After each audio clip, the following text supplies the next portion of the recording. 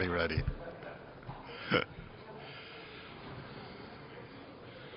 Are we ready? Good evening, ladies and gentlemen of the press.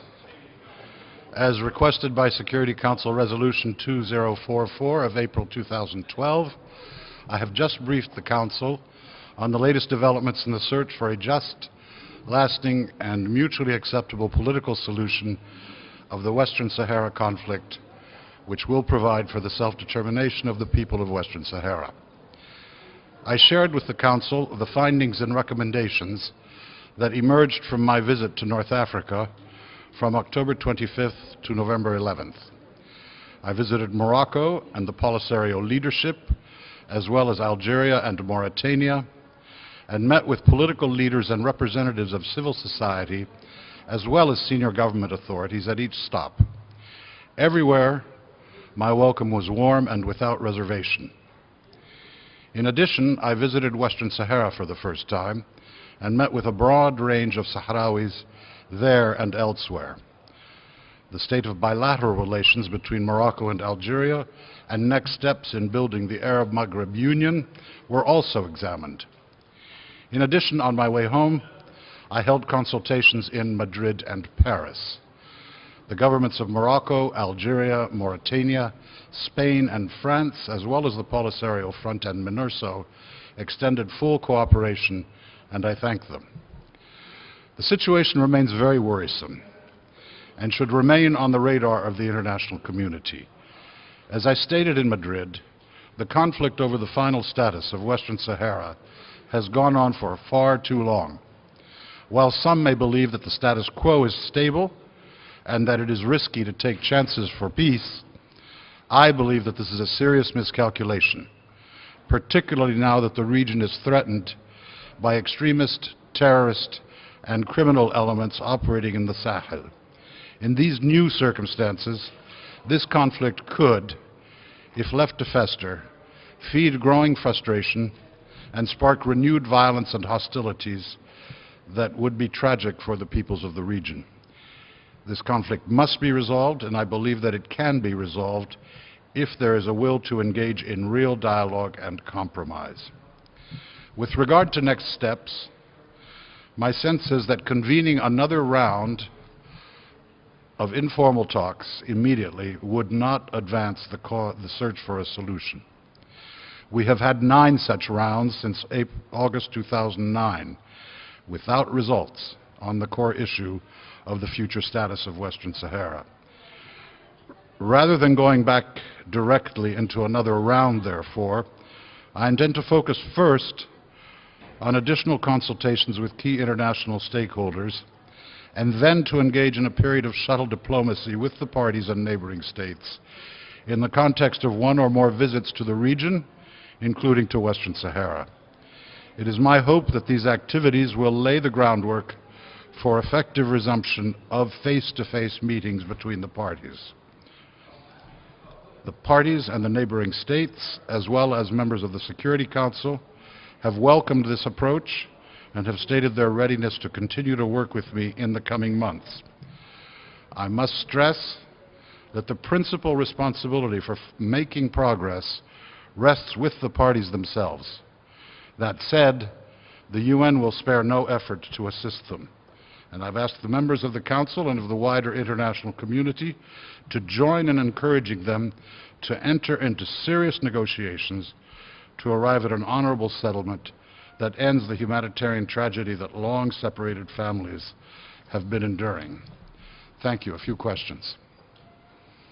It's a very specific question, but while you were in the region, there were some reports of violence on demonstrators. And here at the UN, I wasn't able to really get a straight answer of what you'd seen. What did you see?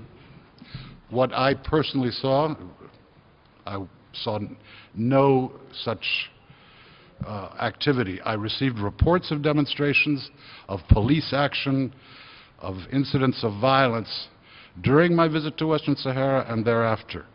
But none of these reported events occurred in my presence, so I'm not in a position to give you a first-hand assessment.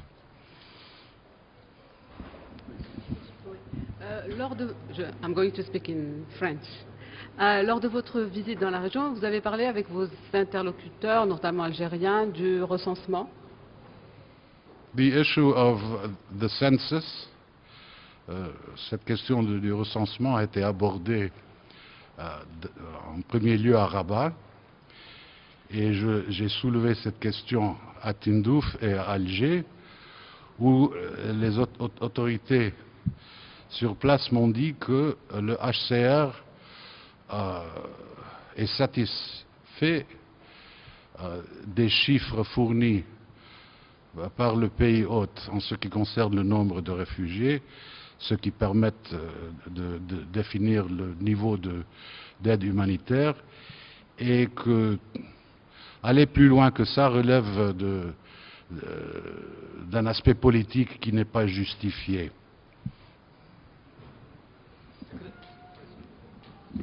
Thank you, sir. Earlier this year, the Moroccan government said it no longer had any confidence in you. Now, does your visit to Morocco and your comments tonight, does that mean that they now have confidence and they want to work with you normally as before? And also, do you see any spillover now from events in Mali in the Western Sahara problem? On the first question, as I said in my statement, I was welcomed everywhere warmly and without reservation.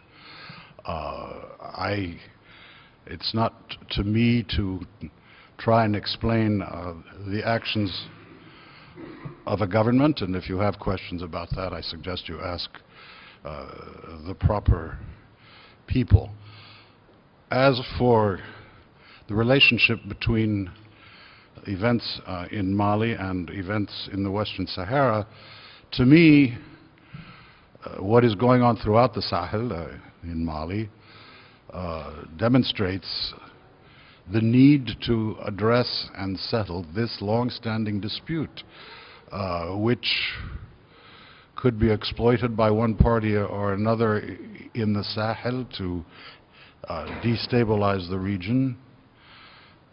All of the governments, all of the parties in the region in Northwest Africa are aware of this, and they've all taken steps to try and make sure that there's no spillover from Mali, be it in Algeria, Mauritania, Western Sahara, or even in the refugee camps.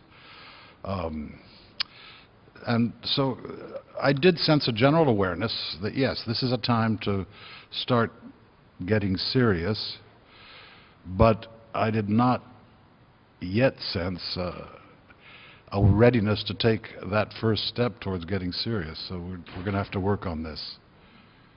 Could I ask you about the UN mission MINURSO? Did you get, since the last time you've been here, do you have any sense of whether the freedom of movement and other issues that have been raised have been improved at all? And this idea of a human rights monitoring mechanism. In your absence, Special Rapporteur Mendez gave a press conference, and he said, I guess generally, that having an ongoing mechanism is always better than a one-shot visit. What do you think of that, and what do you think of MINURSO's performance and ability to perform?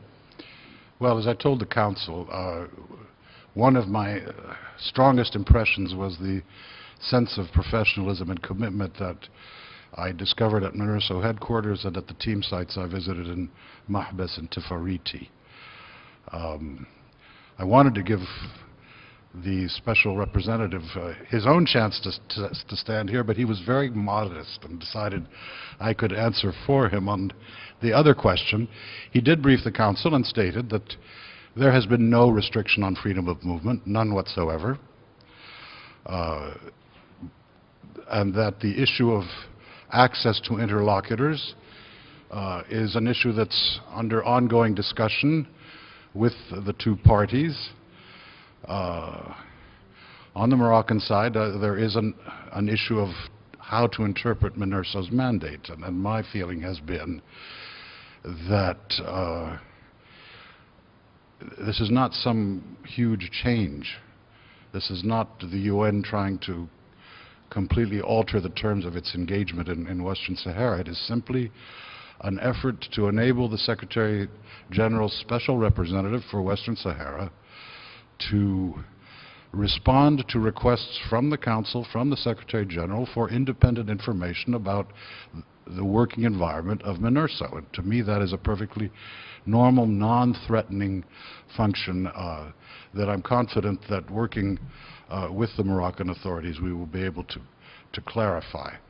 The other question was human rights monitoring, whether a special rapporteur has said that it would be a good thing. What's your view on that? Human rights is not part of my core mandate. And when people ask me for advice, this is what I say.